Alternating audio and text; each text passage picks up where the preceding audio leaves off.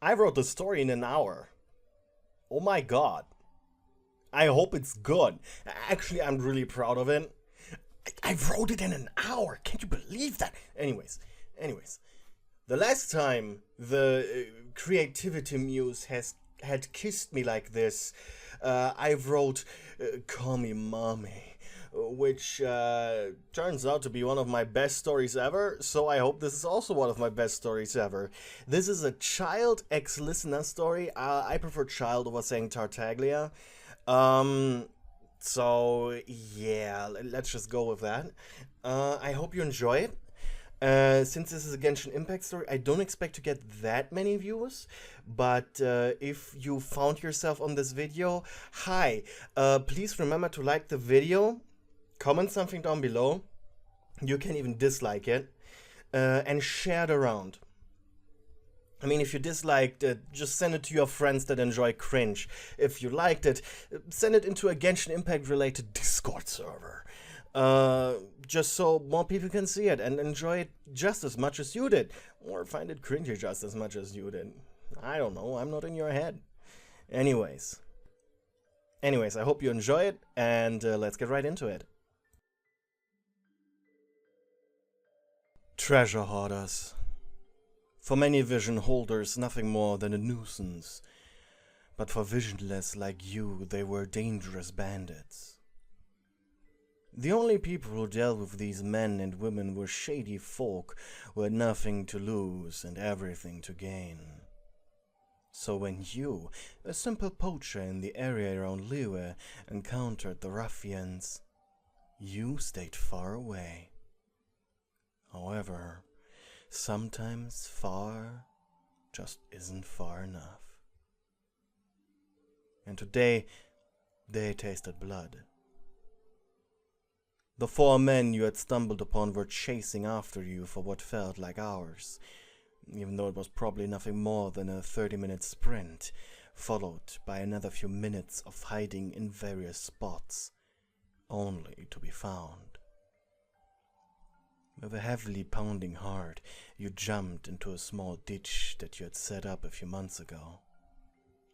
It was a boar trap. With a bit of luck, they would fall into it.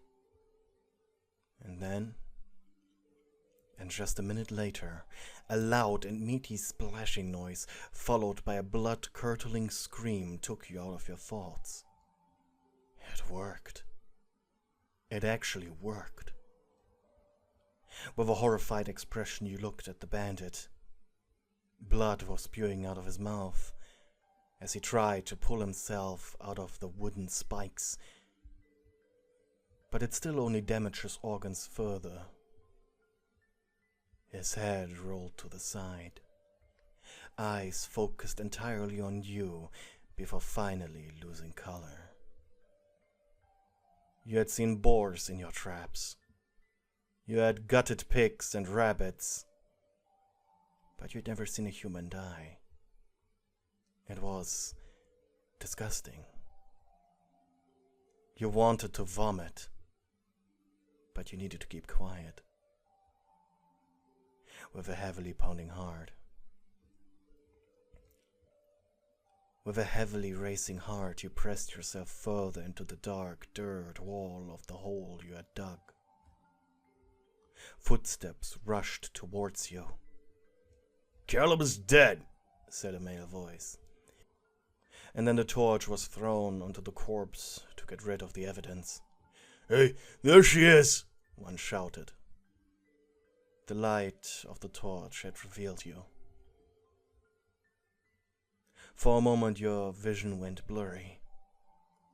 Were you about to pass out?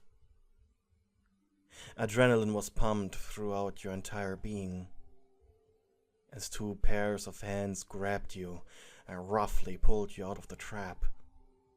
Violent punches and kicks followed. They were cackling like banshees. And then it stopped. Your breathing was labored, and you could taste your own blood. And through your heavily lidded eyes, you could see their leader, a guy wearing a brown coat, drop his pants before kneeling down on top of you. "You're gonna pay, little pig," he said with an animalistic grin. But what he hadn't noticed was the small blade you had around your belt. As the realization of what this monster was about to do to you hit, your bruised hands sprung to the knife. And in less than a second, the iron edge buried itself into his heart. He exhaled sharply, face twisted into a macabre caricature of a smile, as you threw his lifeless body off of you, knife still in his chest. You had no time nor the strength to pull it out. No time to realize what you had done. Not even your body reacted. Or maybe the fact it was the second time right after the first made it have less of an impact. You would never be the same after this. But now, you were exposed. Ripped clothes, and only weapons stuck in a guy. A heavy, dirty, and stinking arm wrapped around your neck. You gurgled and clawed at it, as the flow of air into your lungs was forcefully blocked. "You could have just let it happen, you wench, but no, you needed to fight," he growled into your ear as the other took his shovel. "You needed to make the last moments of your life painful, didn't you?"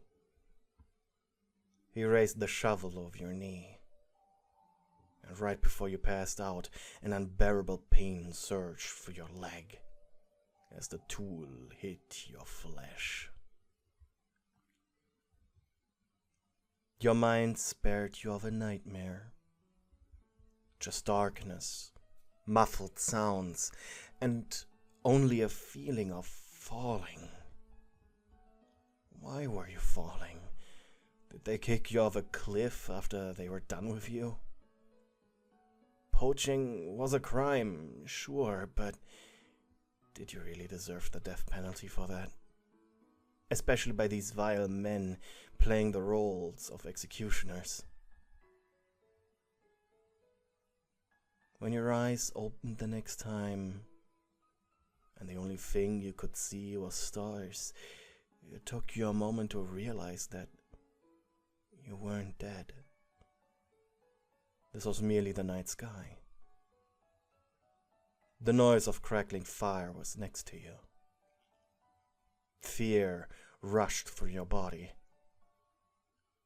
But it was too damaged to run. Maybe crawling would work. Everything was pain. Your mind wasn't even fully awake yet. And you sniffled as tears began to make their way out of your eyes. "You awake?" They sounded cheery.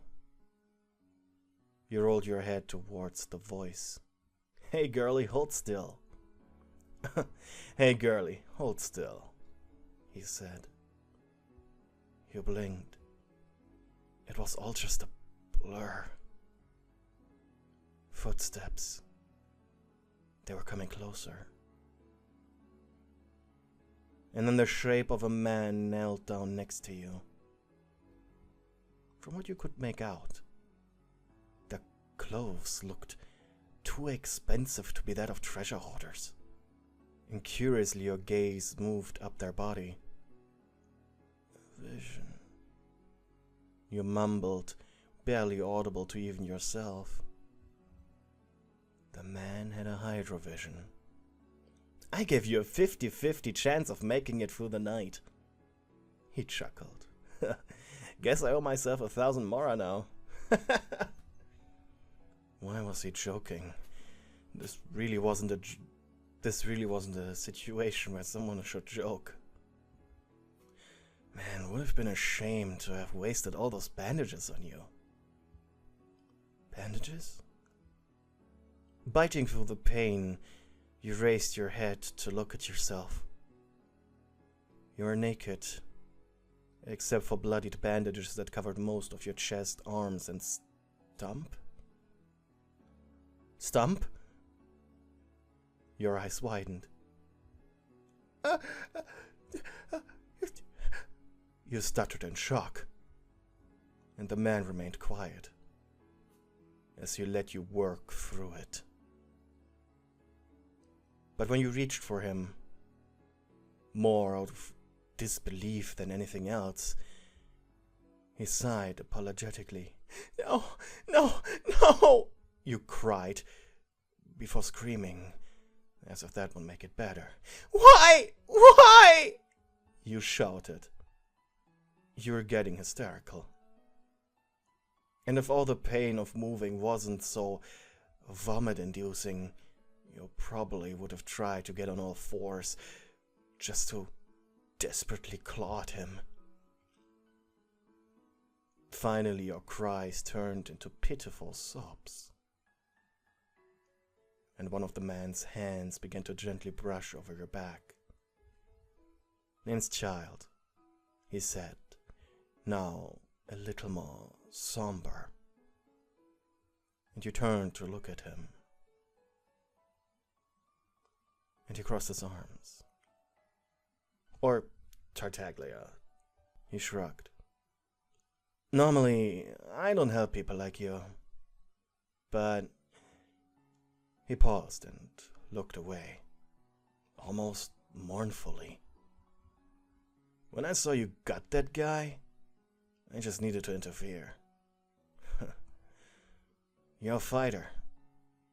I respect that. So I came to help you." You didn't reply, too exhausted from today's events. He scratched his chin. "It's fine. You don't have to talk." Childe looked at the ground. He hated himself for not being fast enough to stop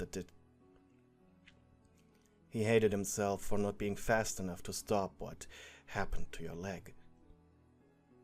The fatui was raised in the belief of survival of the fittest, and your actions proved to him that you were one of the fit ones. Well, at least until that happened to your leg. "It was my mistake," he said after a minute of silence. "I was too slow." You shook your head subtly. "Oh," you whispered, loud enough for him to hear. "They saw me. I killed their friends." A warm finger now gently touched your mouth. "Shush," he said. "No feelings of guilt. Got it, girlie? I already said I'll be taking the fault here." Finally, a normal thought came to you. "Wait, what happened to them?" He grinned and pulled out 2 blood-covered insignias. The bandits used these to identify their ranks with each other. "I put the other 2 in your bag. All yours." "Thanks," you said helplessly. Not wanting to sound so sarcastic, but it did. "Hey, girlie," he said in a calming tone. "It's okay. I'll get you back to town. I have connections, you know." He winked. "Just let me help you as repayment." "Repayment?" you repeated. "Repayment," he said cheerfully. You furrowed your brows. I find your tone inappropriate, Childe." "Oh, is it now?" You nodded. "You shouldn't sound so cheery." He took a step back and thought for a moment. "Unless these connections really are super duper helpful or something, I don't see any. Again, he pressed his finger on your mouth. "Don't worry. I'm a fatui. pretty high ranking as well. He didn't remove his hand after seeing your shocked expression at the reveal. Which means I can help you. Actually, I want to help you. You looked back up into his face. His deep blue eyes were mesmerizing. I can make all your pain go away. He paused. Without killing you, of course. He added after realizing that probably sounded bad. You sighed helplessly.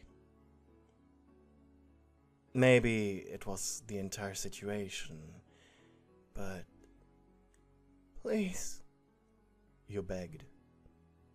Hold me. He exhaled, but his lips moved up into a smirk. Sure. Despite your broken body, scars, and blemishes, you were quite attractive, so he didn't even mind. Slowly, he positioned himself behind you and wrapped his arms around your chest, carefully trying to not hit the spots that were hurt the most. He was giving you warmth and the softness of a hug. It was calming, like ice-cold green tea or delicious mint jelly. If I know one thing for sure, comrade, he whispered, a warrior must always be ready to face any challenge with a blade. The outcome of a battle is irrelevant. What matters is that you wear your scars with pride. I'll be here for you, all the way. Hearing a soft tone mixed with the quiet crackling of the campfire made you sleepy, and slowly you closed your eyes.